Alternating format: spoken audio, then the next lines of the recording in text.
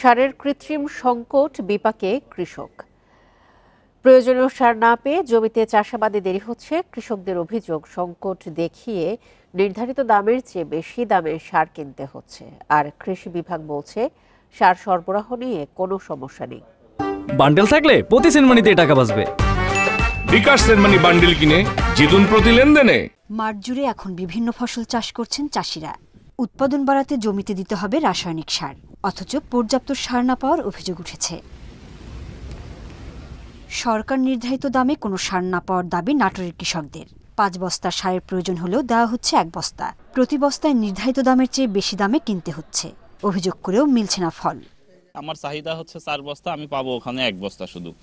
এই যে সারের যে সিন্ডিকেট, এই সিন্ডিকেট না ভাঙা পর্যন্ত কৃষকের কোনো কিছু হবে না। ঊর্ধ্বতন যারা কৃষি কর্মকর্তা আছে তাদের সম্পর্কে অবগত করলেও তারা এর কোনো সুষ্ঠু সমাধান দিতে পারে না। তবে ডিলারদের দাবি সরকার নির্ধারিত মূল্যে সার বিক্রি করছেন। আর কৃষি অফিস বলছে সার সরবরাহ নিয়ে কোনো সমস্যা নেই। যদি কোথা থেকে কোনো অভিযোগ আসে, এটা আমাদের নিজস্ব ডিলারের যে উপজেলা ভিত্তিক প্রতিনিধি আছে তাদের মাধ্যমে সরাসরি তদারকি করা হয়। নাটোর জেলায় কোনো সারের সংকট নেই, এই পর্যায়ে আছে।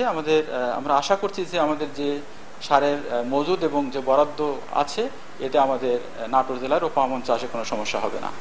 এদিকে মেহেরপুরে নির্ধারিত দামের চেয়ে 150 থেকে 450 টাকা পর্যন্ত বেশি দামে সার কেনার অভিযোগ কৃষকদের। যেসব সারগুলো আমরা 1100 করে কিনেছি, সেগুলা আমাদের এখন 2000-1800 করে কিনতেছে। যদি এরকম কেউ বাড়তি মূল্যে বিক্রি করে তার জন্য আমরা আইনগত ব্যবস্থা নেব। তো এটাকে আরো মনিটরিং কার্যক্রমকে জোরদার করার জন্য উপসহকারী কৃষি কর্মকর্তারা সারের গোদাম নিয়মিত পরিদর্শন করছেন। জেলায় 35 জন বিসিআইসি ও বিএডিসির 72 জন ডিলারের মাধ্যমে কৃষক পর্যায়ে সার সরবরাহ করে কৃষি বিভাগ। সোহেলি জাহান, ইন্ডিপেন্ডেন্ট নিউজ।